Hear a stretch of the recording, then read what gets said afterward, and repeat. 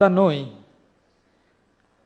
তবে আমি যে কথাটি বলতে চাই, বাংলাদেশের শিল্প, সংস্কৃতি, সাহিত্য, আমাদের একটি লেগাসি আছে। সেটি হচ্ছে আমরা এমন একটি সংগ্রামের উত্তরাধিকার, আমরা এমন একটি আমাদের ঐতিহ্যকে ধারণ করি, সেটি হচ্ছে সংগ্রামের। এবং আমি দেখেছি যে এখানে যারা চারুকলার সাথে কাজ করেন তারা ভালো বলতে পারবেন, মুক্তিযুদ্ধের কাজ ছাড়া বাংলাদেশের কোনো শিল্পীর শিল্পকর্ম, কোনো কবির কবিতা, কোনো লেখকের কোনো লেখা সম্পূর্ণ হয় না যদি না সেখানে মুক্তিযুদ্ধ না থাকে, যদি না সেখানে মুক্তিযুদ্ধের মহানায়ক বঙ্গবন্ধুর কথা না থাকে। আমরা তেমন একটি সংগ্রামমুখর রাজনীতির ঐতিহ্যকে আমরা ধারণ করি। একটু আগে আমি সাদ্দামের বক্তব্য শুনছিলাম, সে ইতিহাস থেকে শিক্ষা গ্রহণ করে অনেক কিছুই বলেছে।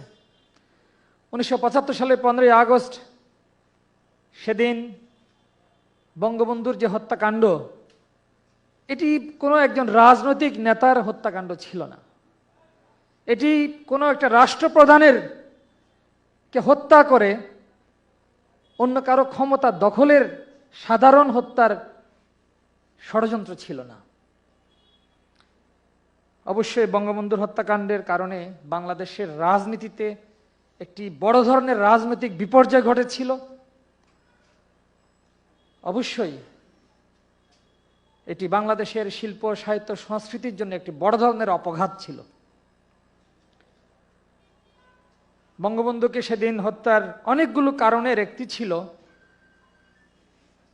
1971 সালের 16 ডিসেম্বরের পরাজয়ের প্রতিশোধ নেয়া।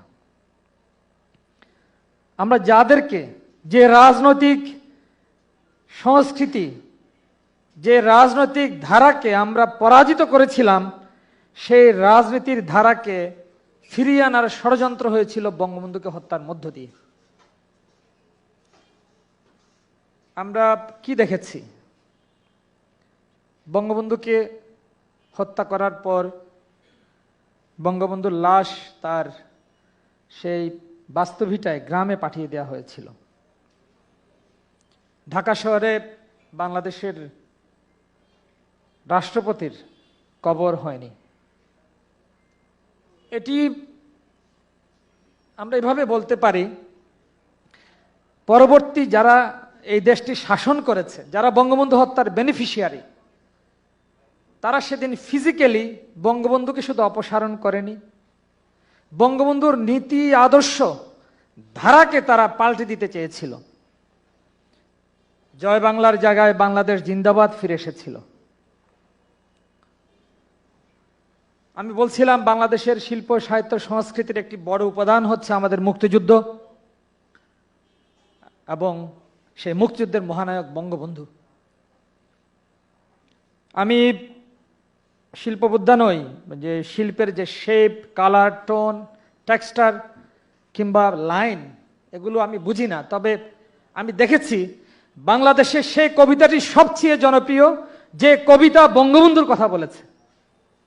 বাংলাদেশের সেই শিল্পী সবচেয়ে বড় শিল্পী, এখানে শাহাবুদ্দিনের কথা বলা হয়েছে, যার শিল্পকর্ম বঙ্গবন্ধুকে নিয়ে। এবং বাংলাদেশে আজকে সবচেয়ে যে সাহিত্যকর্ম, আমি জানি না বাংলা সাহিত্যে এ যাবৎকালের ইতিহাসে বঙ্গবন্ধুর লেখা কারাগারে রোজনামচা কিংবা অসমাপ্ত আত্মজীবনী যতটা কপি বিক্রি হয়েছে,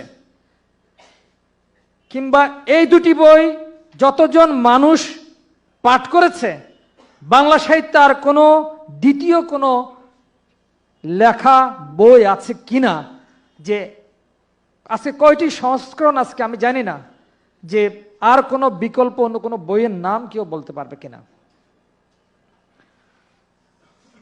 কারণ সেদিন খুনিরা মনে করেছিল যে বঙ্গবন্ধুর লাশ যদি আমরা সরিয়ে নিয়ে যাই, বাংলাদেশের পাঠ্যপুস্তক, ইতিহাস, শিল্প, সাহিত্য, সংস্কৃতি থেকে যদি বঙ্গবন্ধুর নাম আমরা মুছে ফেলতে পারি, তাহলে বঙ্গবন্ধুর আদর্শ কখনো এই দেশে ফিরে আসবে না।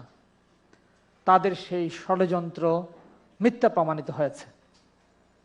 2004 সালে British broadcasting corporation BBC the greatest Bengali of all time, সর্বকালের সর্বশ্রেষ্ঠ বাঙালির জন্য একটি ওপিনিয়ন পোল তারা করেছিল। বিবিসি যারা শোনেন তাদের কাছ থেকে বিবিসি প্রশ্ন করেছিল, কে সর্বকালের সর্বশ্রেষ্ঠ বাঙালি?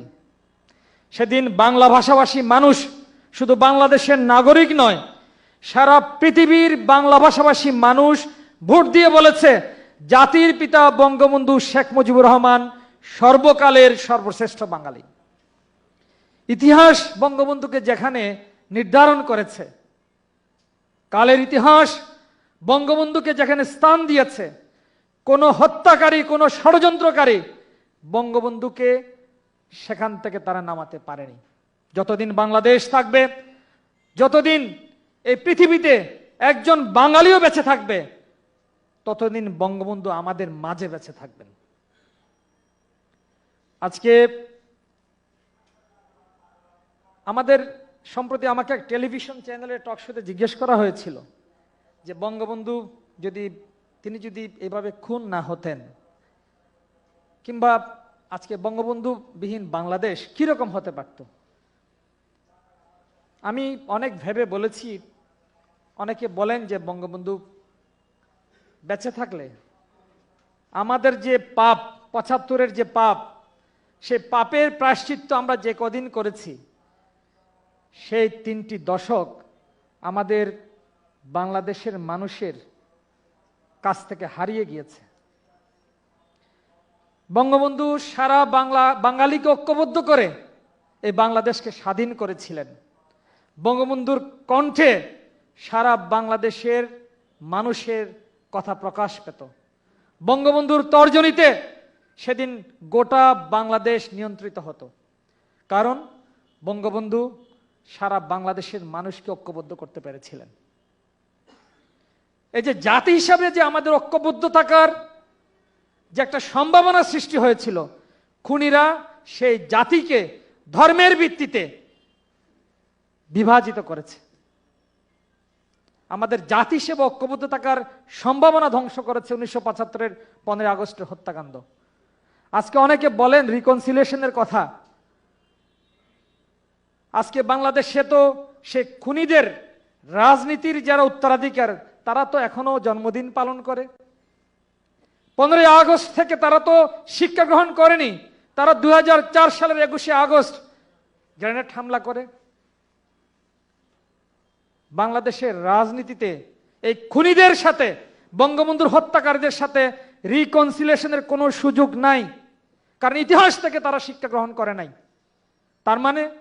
তার মানে আমাদের যুদ্ধের ব্যাপ্তি আর অনেক দূর। বাংলাদেশ ছাত্রলীগের যে সংগ্রামী যে ঐতিহ্য, সে ঐতিহ্যের রাজনীতি আমাদেরকে অনেক দিন টেনে নিয়ে যেতে হবে। কারণ বঙ্গবন্ধু ছাত্রলীগের একটি অনুষ্ঠানে বলেছিলেন যে বাঙালির ইতিহাস ছাত্রলীগের ইতিহাস, কিংবা ছাত্রলীগের ইতিহাস বাঙালির ইতিহাস। ছাত্রলীগকে কখনো পরাজিত হতে দেয়া যাবে না। ছাত্রলীগ পরাজিত হলে বাংলাদেশ পরাজিত হবে। আমি জানি ছাত্রলীগের অনেক কর্ম নিয়ে অনেক কথা হয়। মাননীয় প্রধানমন্ত্রী এই বাংলাদেশ ছাত্রলীগকে নিয়ে অনেক গর্ব করেন, এবং আমাদের জাতির পিতা বাংলাদেশ আওয়ামী লীগ গঠন করার আগে বাংলাদেশ ছাত্রলীগ গঠন করেছিলেন। তিনি জানতেন একটি পরাধীন জাতিকে যদি আমি স্বাধীনতা দিতে চাই, আমার দেশের সবচেয়ে সংগ্রামী মেধাবী জনগোষ্ঠীকে আগে সংগঠিত করতে হবে। এই কারণে তিনি বাংলাদেশ ছাত্রলীগ গঠন করেছিলেন, এবং বাংলাদেশ ছাত্রলীগের 23,000 নেতাকর্মী মহান মুক্তিযুদ্ধে রক্ত দিয়ে এই দেশকে স্বাধীন করেছে। এবং স্বাধীনতা উত্তর বাংলাদেশে 1975 পরবর্তী বাংলাদেশে বঙ্গবন্ধু হত্যার বিচার দাবি বলেন, হারিয়ে যাওয়া গণতন্ত্র পুনরুদ্ধার বলেন, বাংলাদেশের মানুষের ভাত ও ভোটের অধিকার প্রতিষ্ঠা সংগ্রাম বলেন, সবার আগে রক্ত দিয়েছে বাংলাদেশ ছাত্রলীগ। করোনার সময় অনেকেই বলেছে ছাত্রলীগ স্বাস্থ্যবিধি মানে না। আমি এক টক শোতে বলেছিলাম, ছাত্রলীগের ভিশন হচ্ছে মানুষের পাশে দাঁড়ানো, দুঃসময়ে মানুষের পাশে থাকা। ছাত্রলীগ জীবনের ঝুঁকি নিয়ে নিরন্নকে অন্ন তুলে দিয়েছে করোনার সময়। তার কাছে স্বাস্থ্যবিধি মেনে ঘরে থাকা সম্ভব নয়, কারণ মানুষের পাশে থাকার একটি ঐতিহ্য ছাত্রলীগের রয়েছে, সেই ঐতিহ্যকে ধারণ করে। এই কথা আমি টকশোতে বলেছিলাম। আজকে আমাদের ছাত্রলীগের ভাইদের আজকে অনেক ধরনের ষড়যন্ত্র বাংলাদেশে হচ্ছে। আমাদের সকল ষড়যন্ত্র সম্পর্কে সজাগ থাকতে হবে এবং অবশ্যই আমাদের সকল কর্মকাণ্ডে যাতে আমাদের বঙ্গবন্ধুর আদর্শ প্রতিফলিত হয়, বঙ্গবন্ধু শেখ হাসিনার অভিপ্রায় যাতে আমরা আমাদের কাজের মাধ্যমে প্রমাণ করি, সেই বিষয়ে আমাদের সতর্ক থাকতে হবে।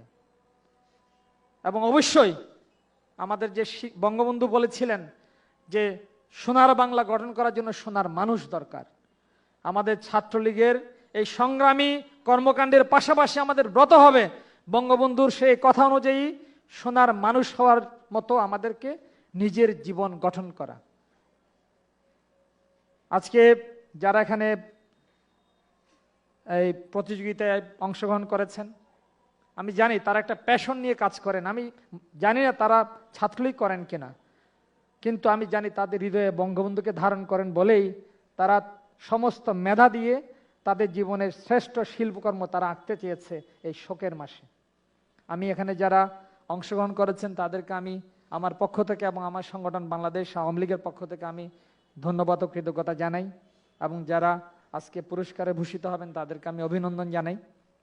আমি পরিশেষে বলতে চাই যে আজকে আমরা মনে করি অনেকে যে হ্যাঁ আমরা আজকে রাষ্ট্রীয় ক্ষমতায় রয়েছি, পরপর আমরা 3টি নির্বাচনে আমরা বিজয়ী লাভ করেছি। আমাদের আত্মতৃপ্তির কোনো সুযোগ নেই, কারণ বঙ্গবন্ধুর খুন যারা করেছে, বাংলাদেশে হত্যার রাজনীতি যারা করেছে, তারা এখনো বাংলাদেশে সক্রিয় রয়েছে। তাদেরকে রাজনৈতিকভাবে নির্মূল করতে হবে।